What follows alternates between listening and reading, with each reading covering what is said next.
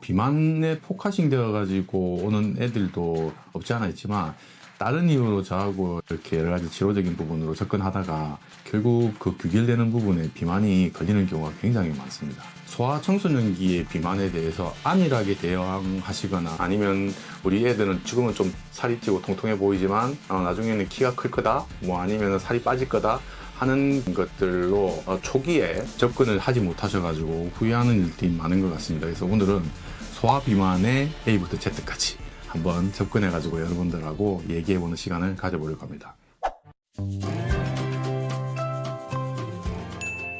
실제로 10년 전만 해도 아마 6세에서 한 11세 정도를 저희 소화기라고 그러는데 그때쯤에 보통 비만 유병률을 보면 한 8점 몇 프로 정도밖에 안 됐어요. 근데 지금은 한 16% 가까운 수준까지 올라왔거든요. 그러면 그 다음에 12세에서 한 18세 정도로 청소년기로 늘려본다 하더라도 한 10년 전에는 한 11.5% 그 정도 수준이었는데 지금은 한 15% 16% 유병률을 보입니다. 현대의 우리 청소년기의 애들이 이전에 비해서 앉아있는 시간이 50% 이상 증가돼요. 뭐 핸드폰이나 여러 가지 관련되는 것들, 패스트푸드나 여러 가지 환경적인 부분의 요소들도 굉장히 많이 작용하면서 소아의 비만도가 상대적으로 굉장히 많이 증가되고 있습니다. 이게 디지털 스크린 타임이라고 표현하기도 하는데 단순히 핸드폰 말고도 컴퓨터도 있겠죠. 노트북이든 태블릿, TV 시청 이러한 디지털 스크린 타임이 증가됨으로써 나타나는 것 중에 가장 큰 게 수면과의 연관성에서도 굉장히 큰 영향을 줍니다. 우리 블루라이트라는 얘기는 들어보셨을 거예요. 이게 블루라이트가 그런 디지털 기기로부터 눈으로 자꾸 자극을 받게 되면 수면과 관련되는 굉장히 중요한 호르몬이죠.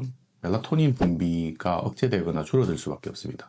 이 멜라토닌이 줄어들게 되면 여러분들 식욕 억제하는 렙틴이라는 호르몬 들어보셨을 거예요. 이 렙틴이라는 호르몬을 줄어들게 되고 식욕을 증대시키는 그렐린이라는 호르몬 자체는 촉진되는 효과를 봅니다. 그러니까 디지털 기계를 사용하는 것만 가지고도 뭐가 생긴다? 식욕 증가가 생길 수 있다는 거죠. 소아비만이 가지고 있는 문제점 중에 성조숙증에 빠질 가능성이 큽니다. 우리가 안드로겐이 소아 비만 상태가 되게 되면 안드로겐이 에스트로겐으로 성호르몬이죠. 이게 과도하게 변환될 가능성이 증가돼요. 그러면 성조숙증이 빠질 수 있습니다. 근데 여기에서 대부분의 분들이 또 간과하시는 분들 초기에는 실제로 키가 더 클 수가 있습니다. 왜냐면 이 성호르몬이 분비가 많이 증가되면 실제로 초기에는 키가 더 클 수도 있거든요. 근데 뭐가 문제냐? 성장판의 조기에 다치는 효과를 나중에 보게 되죠. 결과적으로는. 급성장기나 실제로 키가 커야 되는 시기에는 실제로 키가 덜 크게 되는 문제가 발생합니다. 저희 병원에 실제로 소아비만과 관련되어 가지고 지방간이라든지 당뇨 초기에 여러 가지 대사질환으로 고통받는 경우도 없지 않아 있습니다. 애기들 소아인데도 불구하고 많은 부분들이 아프고 수면장애, 두통 이런 것들 호소하게 되는 것들로 저한테 치료받는 경우도 많은데 여기와 연관되어 가지고 따돌림의 경우도 없지 않아 있습니다. 그렇게 되면 스트레스를 더 많이 받을 거고 코티졸 같은 스트레스 호르몬이 더욱 분비됨으로써 식욕이 더욱더 늘고 소아비만은 더욱더 악화되는 방향으로 갈 수 있을 겁니다. 소아비만을 해결할 때의 역할적인 부분에서 1순위는 제 입장에서 볼 때 부모님입니다. 소아비만의 가장 핵심은 운동 부족의 칼로리 과다입니다. 근데 칼로리가 과다한 게 문제냐, 운동이 부족한 게 우선이냐? 제 입장에서 운동이 부족한 게 우선입니다. 성장기 때 우리 대한민국의 우리 청소년들 잘 먹어야 됩니다. 그렇지만 잘 먹어야 되는 부분들을 제대로 된 운동 형태로 다 소모하지 못하기 때문이지 않겠습니까? 그럼 제일 먼저는 운동을 실천하는 부모님이 좀 돼주셔야 됩니다.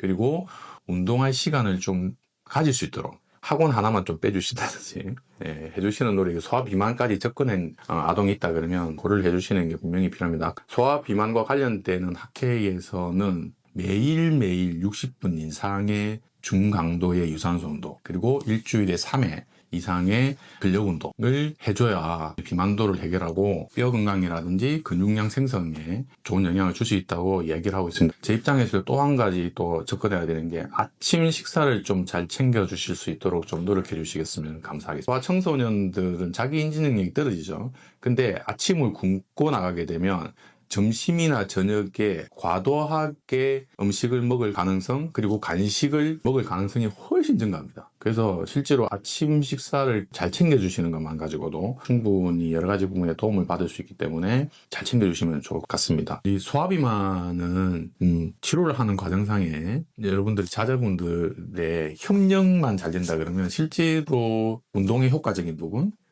그 다음에 식단 관리를 했을 때의 몸의 반응성, 사실 성인들보다 훨씬 좋을 수 있습니다. 왜냐하면 기초대사량 자체가 성장기 때 성장 호르몬이나 이런 영향들 때문에 성인들보다 훨씬 높을 수 있거든요. 근데 사실 협력이 잘 안 됩니다. 지금은 사실 여러분들이 잘 알고 있는 GLP-1 유사체의 그 베이스가 있는 게 대표적인 게 싹센다하고 위고비인데, 제한적인 부분이 있습니다만 12세 이상의 소화비만의 경우에 BMI 지수 이상 30 이상은 당연히 되는 부분이 있고, 연령대별로 100분위로 환산을 해가지고 연령대가 조금 낮은 경우에는 그 30보다는 조금 낮은 수치에서도 삭센다나 위고비를 치료적인 부분으로 만약에 이용한다 그러면 의학적인 근거는 있습니다. 최소한 인바디 검사를 하셔가지고 체성분적인 부분에서 비만도에 어떻게 접근하고 있는지를 반드시 확인해 보실 필요는 분명히 있을 겁니다.